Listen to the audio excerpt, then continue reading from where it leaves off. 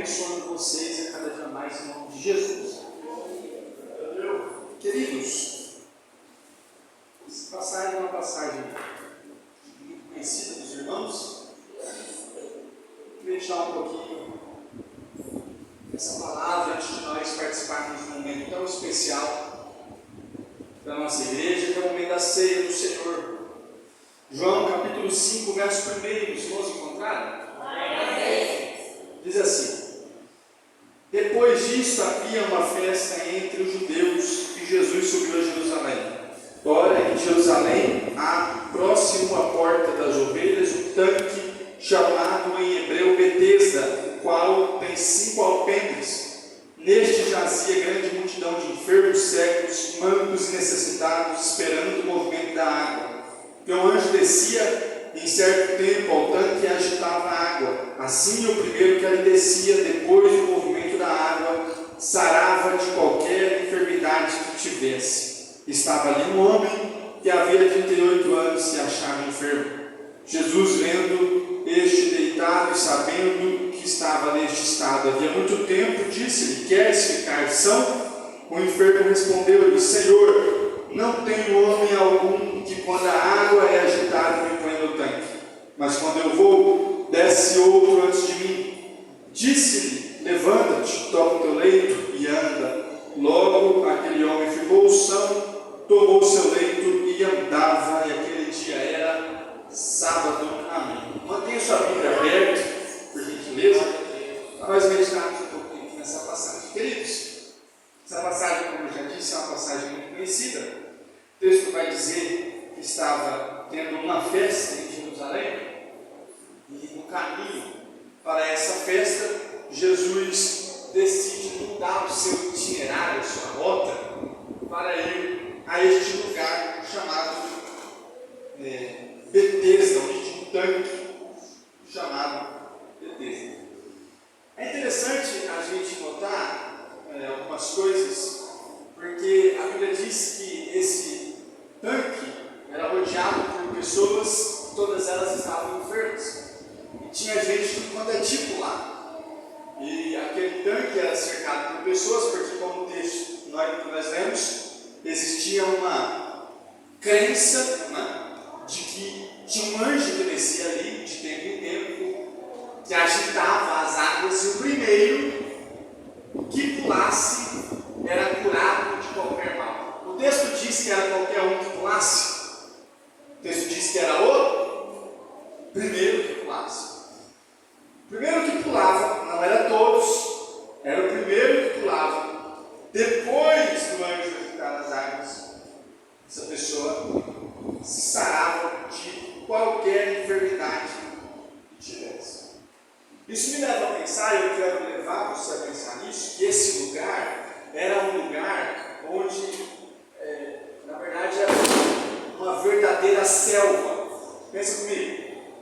Porque estava todo mundo ali, esperando a água se agitar para pular primeiro que o outro, para ser curado.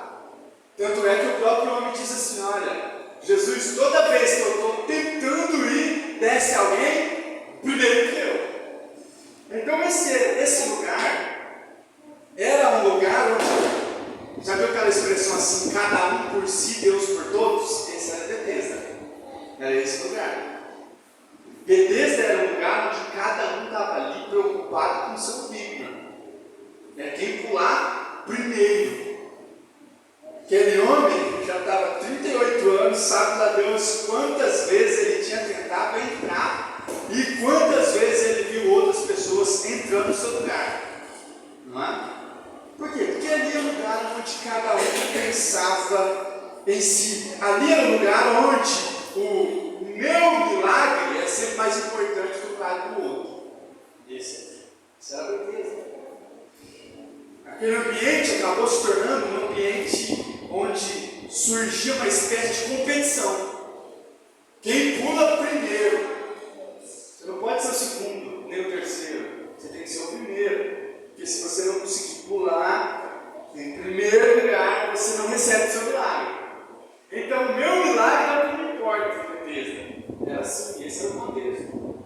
O outro é o verdadeiro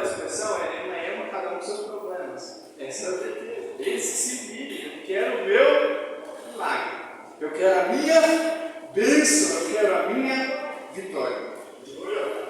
É muito importante a gente pensar nisso no culto de ceia, né? Que a gente fala de corpo de Cristo, né? De igreja. Se a gente não tomar cuidado, às vezes a gente cai nessa selva. É ou não é verdade? E se a gente não tomar cuidado, a igreja vira essa Betesda, onde cada um está preocupado com o seu milagre e o outro que se vira no milagre dele. E se a gente não tomar cuidado, quando a gente menos imaginar, a gente dobra o joelho, ora 40 minutos só pedindo para nós, não esquece de pedir pelo irmão que está do lado. Às vezes, se nós não tomarmos cuidado, nós podemos cair nesse erro de se preocupar apenas com o meu milagre. É apenas a minha bênção, é apenas a minha vitória, é apenas a minha conquista. Só que, quando a gente fala de corpo de Cristo, de igreja, não é só o meu milagre que importa, não é só a minha vitória que importa. Porque nós somos um corpo. O que Paulo vai dizer? Quando um membro é honrado, todos são honrados com ele. E quando um está sofrendo, todos estão sofrendo com ele. Então a igreja não é, ou pelo menos não deveria ser, um lugar de competição. Um lugar onde as pessoas se preocupam apenas com os seus projetos, seus sonhos e se esquecem completamente do outro. A igreja é um corpo, seu problema é meu problema, sua vitória é minha vitória, sua alegria é minha alegria. Paulo diz que nós temos que chorar com os que choram, não é? E se alegrar com os que se alegram. Mas por vezes, às vezes a igreja se torna um lugar onde as pessoas se alegram daqueles que choram. Não é? E às vezes a igreja se torna aquele lugar onde a pessoa chora por causa daquele que está se alegrando. Deus honrou o irmão e ele está lá, não deveria ter sido eu no lugar dele. Já viu aquele tipo de gente que não consegue se alegrar com a vitória do outro? Ele não consegue, ele não fica bem. Alguma coisa incomoda ele. Ele não consegue se alegrar porque Deus abençoou o outro, porque Deus está prosperando o outro. Irmãos, nós estamos na igreja, você faz parte do mesmo corpo. Se Deus está prosperando o seu irmão, essa vitória também é tua, essa vitória é nossa. Essa vitória é corpo de Cristo. A Betesda, esse lugar aqui, se tornou um lugar onde as pessoas se preocupavam com apenas o seu problema. E nesse lugar, no meio dessa selva, né, que era esse lugar aqui, a Bíblia diz que Jesus avista um homem. E eu acho isso aqui muito interessante, porque tinha muita gente ali. E você não vê a Bíblia dizer que Jesus curou outras pessoas ali. Jesus só curou aquele homem. No meio daquela multidão, Jesus olhou para aquele homem. Sabe o que eu vejo aqui? Que Jesus, ele conhece cada um de nós individualmente. E ele contempla você e sabe, conhece você distintamente, individualmente. Mesmo que você esteja no meio de uma grande multidão, ele olha para você com singularidade. Ele te conhece distinto. Jesus olhou para aquele homem. E a Bíblia diz que Jesus nota aquele homem no meio daquela multidão. Você tem noção de que Jesus estava indo para uma festa? Ele para de ir para uma festa, que era uma festa, uma das festas em Israel. Muda a rota para ir falar com aquele homem, para se encontrar com aquele homem naquele lugar. Eita glória! De uma forma distinta e particular. Deixa eu dizer algo para você, que Jesus conhece você. Conhece você de uma maneira distinta, particular, de uma maneira distinta de todas as outras pessoas. Jesus te conhece. Jesus, ele olha para você, e a Bíblia vai dizer lá no Salmo de número 139, que desde o ventre da nossa mãe, ele contemplou você lá no ventre da sua mãe. Ele sabe tudo sobre você, desde o primeiro dia que você pisou nessa terra, desde o primeiro dia, quando você nem nasceu ainda, Ele já conhecia você. Eita glória! Jesus conseguiu olhar para aquele homem e conhecia ele de uma forma distinta. Sabe, saber que Jesus me conhece de uma forma distinta, mesmo que eu esteja no meio de uma multidão, saber que Jesus me conhece de uma forma específica, deve tranquilizar o meu coração, deve tranquilizar o seu coração. Sabe por quê? Deve tranquilizar o seu coração. Primeiro, presta atenção no que eu vou falar, nas tempestades da vida. A Bíblia diz que Jesus, quando os discípulos de Jesus estavam remando a noite inteira, e tinham perdido a esperança acerca da sua própria vida, a Bíblia diz que Jesus estava no alto do monte, aqueles montes que cercavam o mar da Galileia, e do alto do monte a Bíblia diz que Jesus olhou para os discípulos lá embaixo, remando, no meio das tempestades. Quando você estiver no meio das tempestades da sua vida, lembre que há um Jesus que conhece você, que está contemplando você no meio das tempestades da sua vida. Ele te contempla. Ele está te vendo. Saber que Jesus me conhece deve me tranquilizar, porque eu sei que Ele está me vendo no meio das minhas tempestades.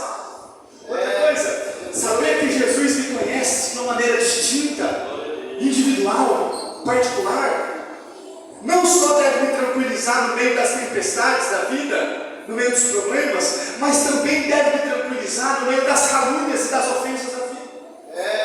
Quantas vezes a gente é caluniado? Mentem sobre nós, dizem que a gente fez e a gente não fez, falam que a gente falou e a gente não falou. Quantas vezes? Deixa eu dizer algo para você, não fica gastando sua energia tentando se defender, porque Jesus conhece, Jesus sabe tudo. Eita glória! Quando nós somos injustiçados, nós não precisamos viver uma vida desesperada, porque há um justo juiz que conhece a verdade ao nosso respeito. Ele sabe tudo sobre você. A justiça veio do Senhor. Então, saber que Ele me conhece deve tranquilizar no meio das tempestades. Deve tranquilizar quando eu sou injustiçado e caluniado, porque Ele me conhece. Ele sabe a verdade sobre mim. Outra coisa, saber que Jesus me conhece deve me tranquilizar quando eu estou servindo a Deus. Fique tranquilo se você estiver servindo a Deus e talvez os homens não reconhecerem, talvez os homens não aplaudirem. Fique em paz, porque os homens não estão vendo, mas há um Jesus que está vendo o seu serviço, o seu trabalho, ele está vendo você. Saber que Jesus sabe tudo sobre mim é algo extraordinário. Porque eu não fico preocupado em fazer para homem ver. Eu me liberto desse fato de querer ser aplaudido, de querer ser reconhecido. Porque mesmo que o mundo não veja, há um Deus nos céus que está vendo tudo aquilo que você está fazendo. Olha o que Jesus diz lá em Mateus capítulo 6. Guardai-vos de fazer a vossa esmola diante dos homens, para serdes vistos por eles. Aliás, não tereis galardão junto do vosso Pai que está nos céus. Quando, pois, deres esmola, não faças tocar trombeta diante de si, como fazem os hipócritas nas sinagogas e nas ruas, para serem glorificados pelos homens.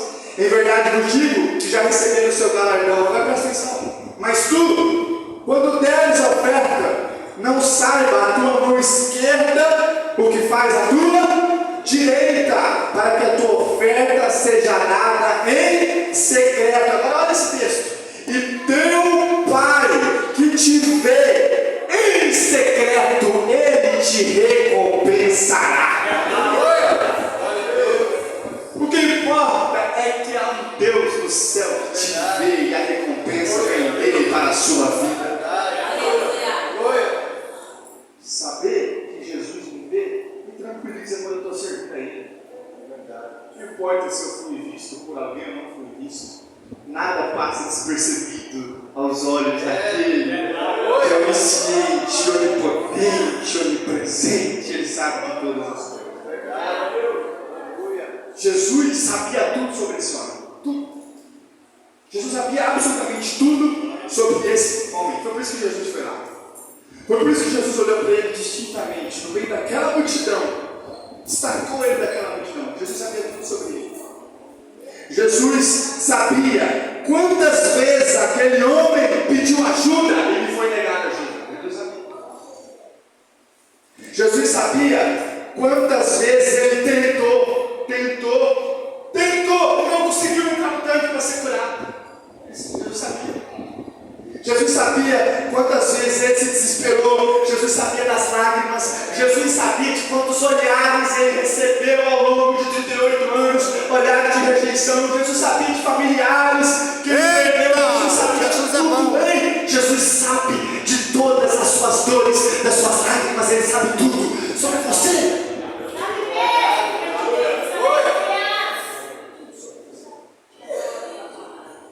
Antes que te formasse no ventre, te conheci. Antes que te formasse no ventre, te conheci. Eu gosto demais desse salmo. Eu quero que você abra comigo. Salmo 139. Esse é um dos salmos que eu mais gosto na Bíblia. Salmo 139. E o verso de número 6. Verso 2 diz assim: assume, Senhor, tu me sondas e me conheces. Tu sabes o meu assentar e o meu levantar, de longe conhece o meu pensamento. O verso 4: não havendo ainda palavra alguma na minha língua, eis que o Senhor tudo conhece. Antes de você falar, Deus já sabe qual é a palavra que vai sair da sua boca. Olha no verso de número 12, o que ele diz? Nem ainda as trevas me encobrem de ti, mas a noite resplandece como o dia, e as trevas e a luz são para ti a mesma coisa. Pois possuístes os meus rins, cobriste-me no ventre da minha mãe. Eu te louvarei, porque de um modo terrível e tão maravilhoso fui feito. Maravilhosas são as tuas obras, e a minha alma sabe muito bem. Olha o verso de número 16: os teus olhos viram o meu corpo ainda informe, e no teu livro todas as coisas foram escritas, as quais em continuação foram formadas, quando nem ainda uma delas havia. Todos os seus dias, antes mesmo de acontecer, o salmista diz: todos eles já estão escritos no teu livro. O Senhor sabe tudo ao meu respeito. Se eu dizer algo para você, talvez o seu pai não sabe, sua mãe não sabe, seu irmão não sabe, o pastor não sabe, o líder não sabe, talvez o vizinho não sabe, mas coloca a paz no seu coração. Deus sabe tudo, Deus está vendo tudo, Deus contempla tudo o que se passa na sua vida. Aí, a Bíblia diz que Jesus chega a esse homem. Quando a gente olha para esse homem, volta aí a sua Bíblia para João 5, se você for lá dos Salmos. Esse homem é o verdadeiro retrato da desesperança. Esse homem é um retrato de alguém que perdeu a esperança. Por quê? Porque Jesus pergunta para ele assim: ó, você quer ser curado? O que ele responde? Não tenho ninguém que me leve no tanque. Não foi isso que Jesus perguntou, não é? Jesus perguntou para ele se ele queria ser curado. Ele devia responder sim ou não. Mas ele já estava tão sem esperança que ele falou: Jesus, não tem ninguém para me levar no tanque. Então já não tinha mais esperança. Ele nem responde que quer ser curado. Outra coisa, não tem mais fé nesse homem. Esse homem aqui não tem mais fé. Por quê? Jesus pergunta para ele e fala: Senhor, não tem ninguém para me levar. Ninguém vai me levar. Perceba que há uma diferença entre esse homem e outras pessoas que Jesus curou. Lembra outras pessoas que Jesus curou? Que Jesus falava assim: ó, a tua fé salvou. Jesus não fala isso aqui. Não tinha mais fé no céu. Porque a fé. Se eu te deixar de acreditar que era possível, porque, irmão, é 38 anos, irmão. É 38 anos tentando. Então já havia 38 anos que ele estava desse jeito. Ele tinha tentado várias vezes, e todas as várias vezes que ele tentou não tinha dado certo. Vamos ser sinceros, irmão, quando a gente tenta uma, duas, três, né? Agora imagina aí você, 38 anos, uma vida inteira tentando e dando errado. A fé foi embora, a esperança foi embora. Outra coisa, além dele já estar há muito tempo tentando, uma outra coisa que é interessante desse homem é que não tinha ninguém por ele. Ele é um retrato da desesperança. Ele diz assim: Senhor, não tenho ninguém que quando a água é agitada me leve no tanque. Não tinha ninguém por ele. Não tinha ninguém que o ajudasse. Então ele está há 38 anos nessa situação. Já tentou várias vezes, já nem acredita mais na cura e não tem ninguém por ele. Esse homem é o retrato da desesperança. Deixa eu dizer algo para você, às vezes, talvez eu esteja pregando para alguém que esteja se enquadrado dentro dessa situação, em alguma área da sua vida. Talvez em alguma área da sua vida, você está que nem esse homem aqui, ó. Jesus chega e fala assim: você quer um milagre? Fala, Senhor, não tem jeito não, Pai. Está que nem Marta, melhor dizendo. Jesus chegou assim, ó, eu vou ressuscitar Lázaro, Marta. Ela falou: ah, Jesus, já está fedendo. Senhor, larga a mão. Talvez eu estou pregando para alguém aqui que já perdeu a fé em alguma área da sua vida, que você diz assim: Deus, eu nem acredito mais. Talvez eu estou pregando para alguém aqui que, como esse homem, já tentou várias vezes. Senhor, já tentei, já orei, já consagrei, já fiz campanha no monte, já fiz 21 dias de Daniel, já fiz 70 semanas, Senhor, não está funcionando. E talvez eu estou falando para alguém aqui que, como esse homem, não tem ninguém por você. Senhor, não tem ninguém. Talvez como esse homem você está aqui se sentindo sozinho. Talvez como esse homem você está aqui dizendo: Senhor, toda vez que eu tento, eu não tenho ninguém para me ajudar, ninguém para me estender a mão.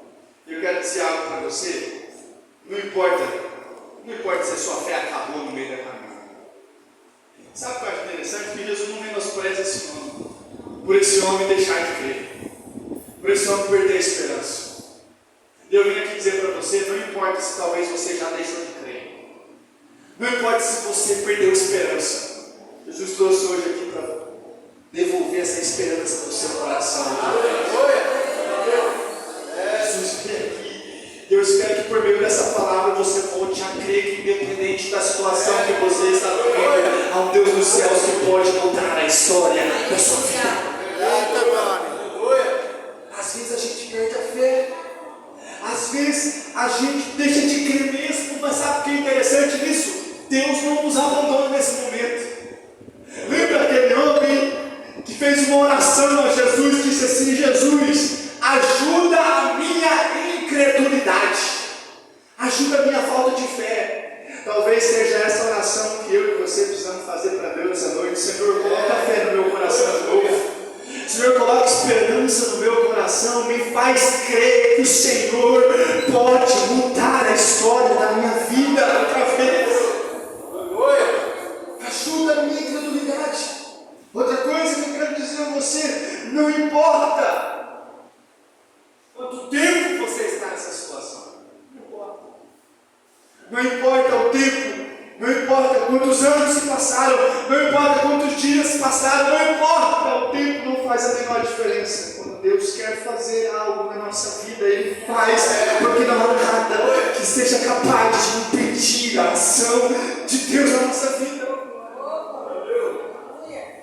Não importa quanto tempo se passou, talvez você está que nem Marta lá no túmulo, dizendo: Senhor, já foi 4 dias.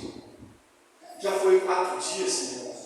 As esperanças se passaram. Ah, Senhor, se fosse no primeiro dia, se fosse no segundo, até no terceiro, mas Senhor, já é o 4º dia. Não importa o dia, não importa quantos anos, Você tem um Deus que tem o tempo nas mãos dele. Ele é Senhor de todas as coisas. Ele pode todas as coisas.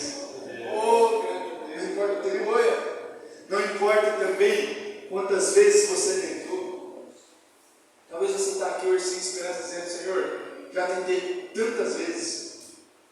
Já me esforcei tantas vezes. Já fiz, já corri atrás e nada deu certo.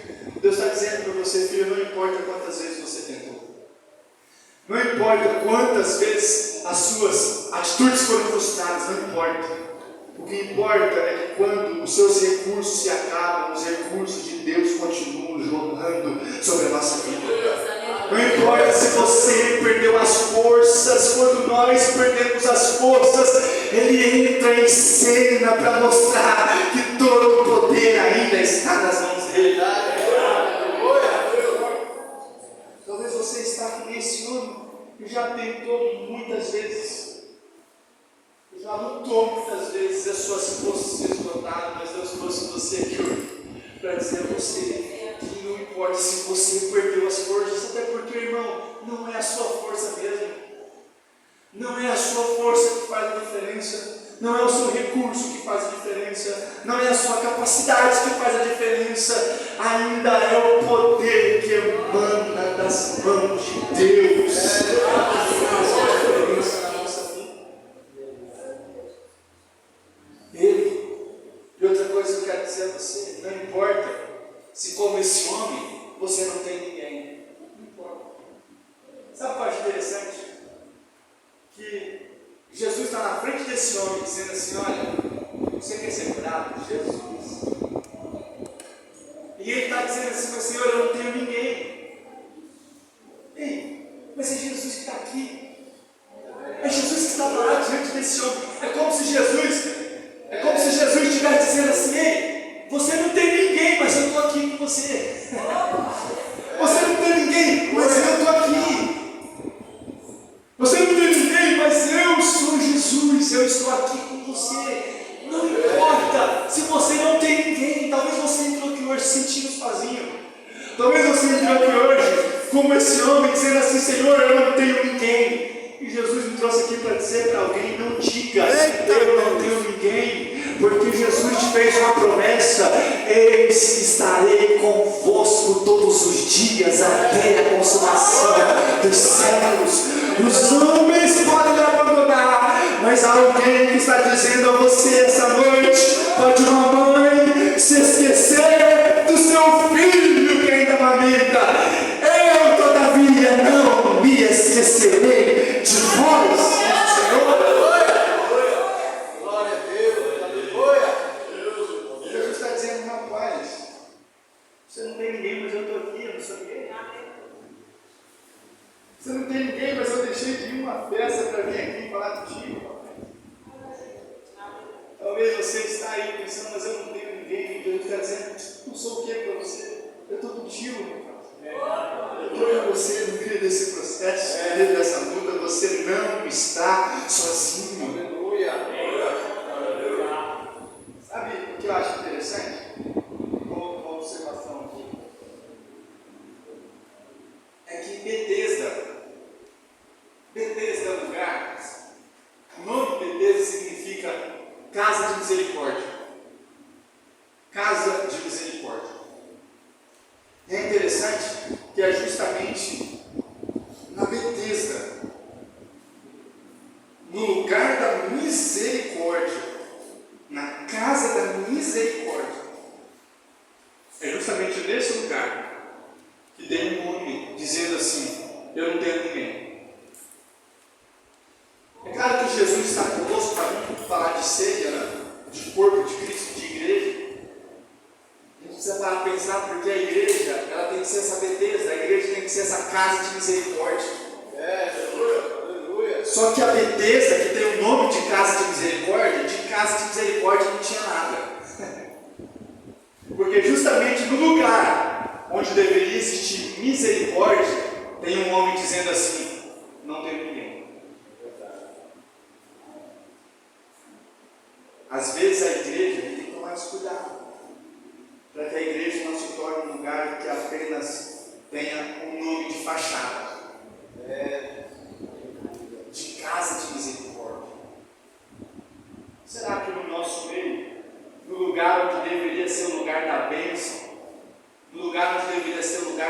misericórdia? Será que talvez não tenha alguém no nosso meio dizendo assim, eu não tenho ninguém por mim?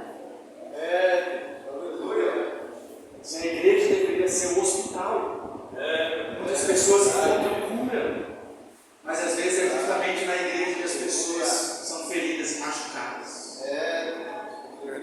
A igreja deveria ser um lugar onde as pessoas encontram alimento, mas às vezes justamente na igreja onde elas estão passando fome.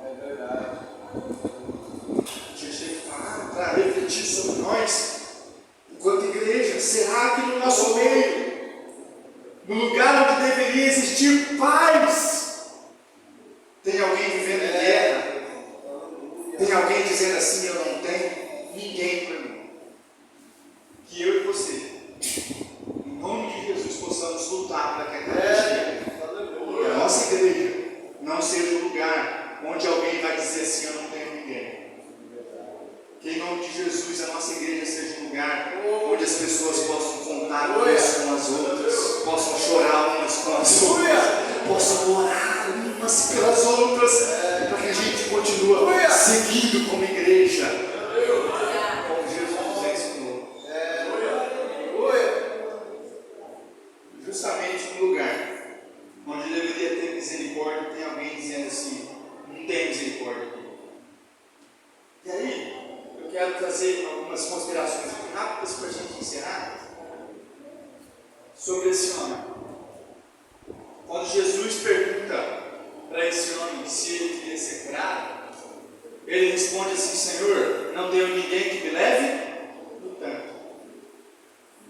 Aos olhos desse homem, a única possibilidade de milagre, de cura para ele, era o tanque de beleza.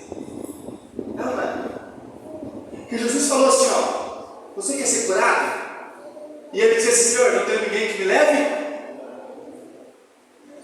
Então, para os olhos daquele homem, a única forma dele receber algum milagre era alguém colocar ele no tanque.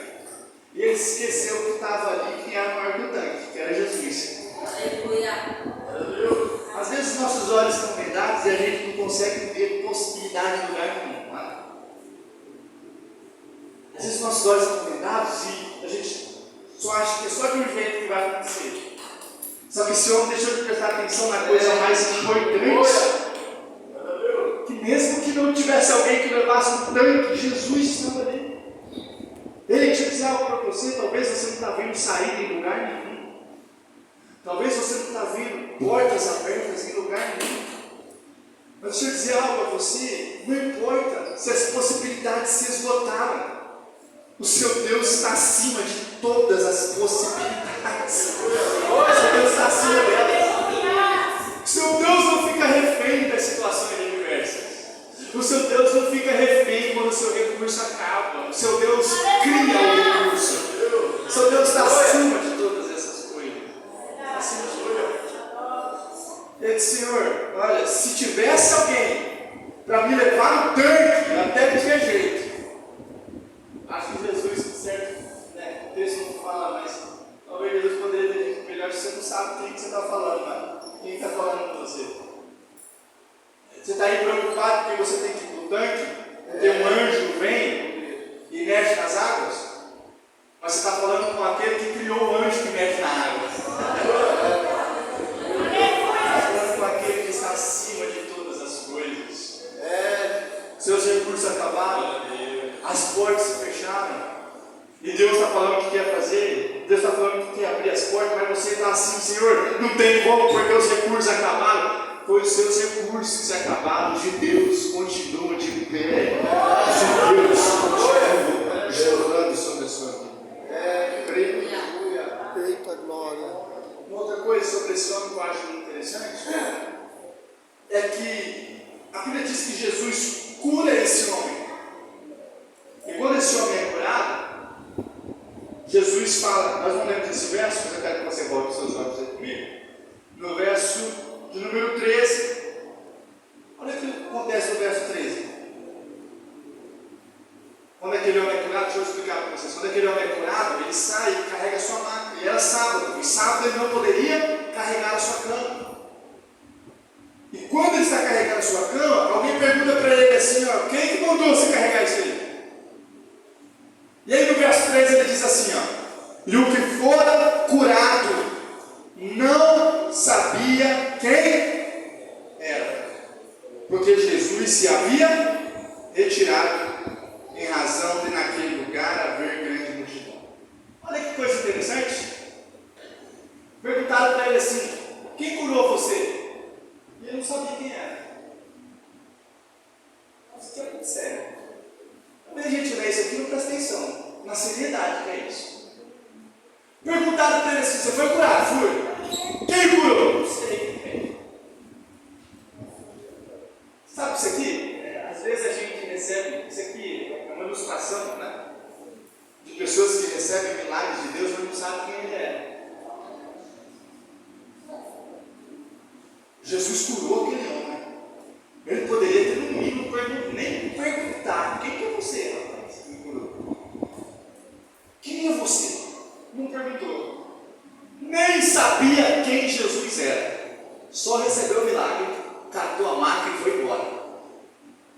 Sabe que é por isso que Jesus talvez me fala para esse homem: vai, a tua fé te salvou. Esse aqui é um milagre diferente. Porque esse homem, ele pega a maca dele e vai embora. Jesus some no meio da multidão e ele não vai atrás de Jesus. Encontra com Jesus depois. Não sabia nem quem Jesus era. Lembra que tem pessoas que Jesus cura, o cego Bartimeu, o que a Bíblia disse? E logo viu e seguiu a Jesus pelo caminho. O gadareno, quando Jesus o libertou, o que ele falou? Eu quero ir contigo. Para onde o senhor for? Jesus falou para ele: não, volta lá para a sua família. Mas ele queria ir com Jesus. Esse homem aqui não. Nem sabia quem Jesus era. Só recebeu o milagre. Será que às vezes a gente está só recebendo o milagre de Jesus e não sabe nem quem ele é de verdade? Será que a gente não está só recebendo o milagre de Jesus e não estamos de fato tendo um verdadeiro relacionamento com Ele? Será que a igreja não se tornou aquele lugar onde a gente vem só para receber vitória, milagre, e não queremos de fato se assentar na mesa e ter comunhão com Ele, ter um relacionamento? Tem pessoas que procuram Jesus apenas por causa daquilo que Jesus pode fazer por elas. Nem conhece Jesus de verdade, nem esse nome. Foi curado, mas não sabia quem Jesus era. Assim tem muita gente recebe bênção de Deus, mas não sabe quem Deus é. Você pergunta para ele: quem que é Jesus? Jesus é lindo, maravilhoso. Mas ele vai me fala mais sobre ele. Se você apertar ele ou ela sobre a novela, ele vai falar detalhes da novela, mas sobre o Jesus que ele diz que ama, ele não conhece. Verdade, isso é tudo novo. Não é? Aperta ele sobre o time do coração. Eita! Conhece os nomes do titular de reserva, das contas que ganhou, dos gols que o artilheiro fez, sabe tudo. Mas o Jesus que ele diz que ama acima de todas as coisas, aleluia. Se perguntar para ele, você vai passar vergonha. Não conhece nada disso. Aí ele está na igreja porque ele quer receber alguma coisa. O que Jesus é para você? Será que Jesus é só um amuleto para você? Será que Jesus é um gênio da lâmpada mágica que você esfrega, faz o pedido e recebe aquilo que você quer? E aí depois que Jesus te abençoa, você vai embora e nem se preocupa em saber quem é Ele? Deixa eu dizer algo para você. Jesus se encontrou com esse homem e sabe o que Jesus falou para esse homem no verso 14? Jesus falou para ele assim: eis que você está curado. Não peques mais, para que não te suceda algo pior. Sabe o que Jesus falou para ele? Quando Jesus fala não peques mais, Jesus está falando assim: olha, mais do que milagre, você tem que viver em santidade, em comunhão comigo. Mais do que apenas milagre, você tem que viver um relacionamento comigo. Ei, Deus não quer só abençoar você.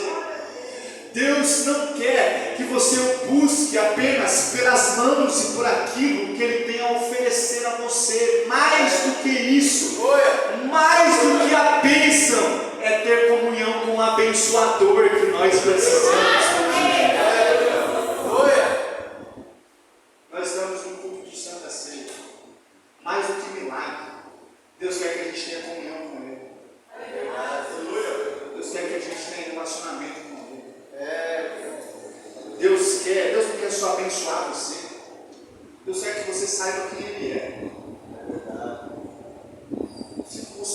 prazer de estar na presença dele. Prazer. Não por interesse. Não uma moeda de troca.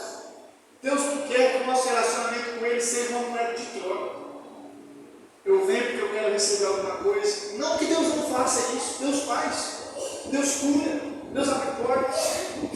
Deus faz coisas extraordinárias por nós.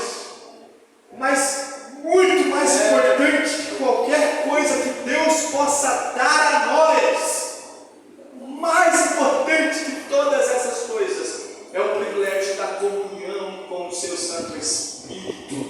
É o privilégio da comunhão com Ele. Uma vez o povo de Israel,